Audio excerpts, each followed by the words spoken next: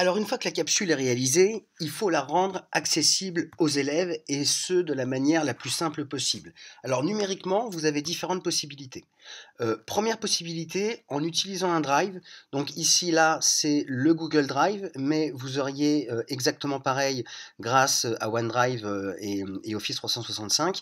Vous hébergez votre fichier, obtenir le lien de partage, vous envoyez le lien sur une tablette à une adresse mail ou autre, et directement en cliquant sur le lien, l'élève va pouvoir accéder à la vidéo. Autre possibilité, euh, en fonction des tablettes dont vous disposez, en fonction qui est ou non du Wi-Fi dans l'établissement, on peut avoir besoin éventuellement de leur faire recopier une URL. Alors l'URL de départ, je vous laisse imaginer, si vous espérez faire recopier l'URL qui est présente ici à un élève, euh, c'est la crise de nerfs assurée.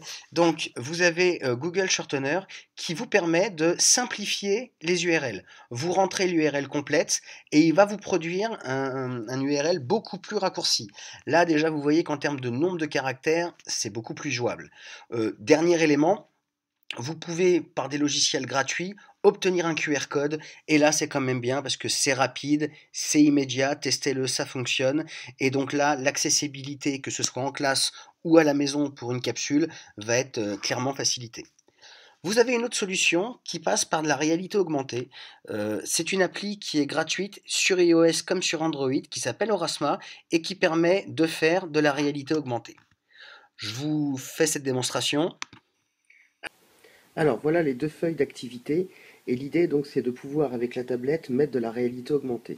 La réalité augmentée c'est qu'avec la tablette quand je vais filmer mon document et quand il va reconnaître une zone que je lui ai prédéfinie à l'avance, il va charger la vidéo que je lui ai associée. Donc là l'élève a vraiment l'impression que la vidéo est complètement intégrée au texte. Donc là cette petite vidéo elle est pour rappeler les consignes, donner les critères de réussite etc. etc.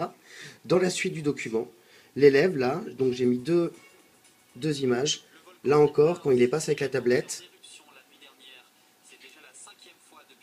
il va pouvoir voir la vidéo que je lui ai associée. Même chose pour cette dernière vidéo.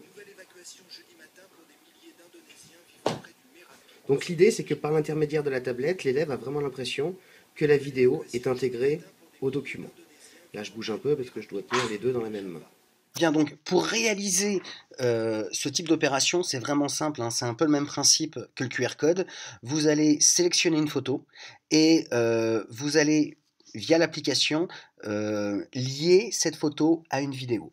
Donc ce qui est très bien, c'est que ça fonctionne en classe, mais vous allez pouvoir générer une chaîne de telle sorte que ça va également fonctionner à la maison.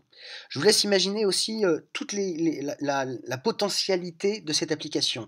Vous pouvez rendre ainsi n'importe quel manuel scolaire, vous pouvez lui apporter une plus-value numérique.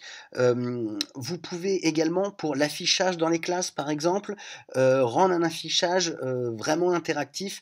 Vraiment la limite de l'utilisation de cette application, c'est uniquement votre imagination.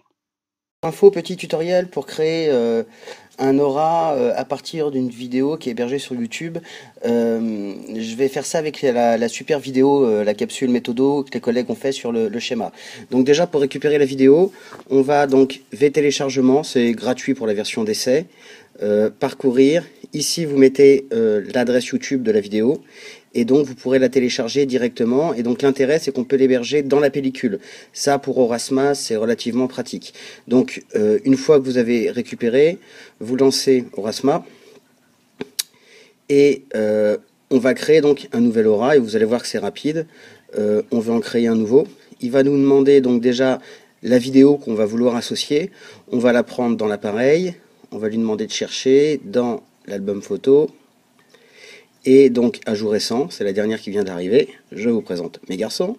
Voilà, on la sélectionne. Il va la compresser. Voilà, là on va pas lui mettre de nom pour gagner du temps. Et donc là ça y est, la vidéo est hébergée. Donc on reclique sur la vidéo. C'est bien celle-ci. Et là il va nous demander quelle image on veut associer à cette vidéo. Je vais vous montrer, j'ai choisi là une image issue de la vidéo qui est sur un papier. Donc une fois créée, donc vous voyez, vous avez eu toutes les étapes. Hein. Sur le document, il suffit de promener le téléphone ou la tablette. Il faut attendre que la mise au point se fasse.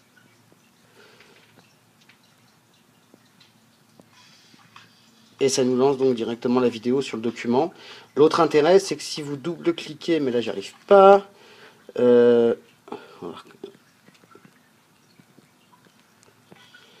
Voilà, donc là on a la vidéo qui est insérée sur le document. Et si on double-clique, elle passe en plein écran, donc on n'a pas besoin de rester au final sur le document. Voilà, à bientôt.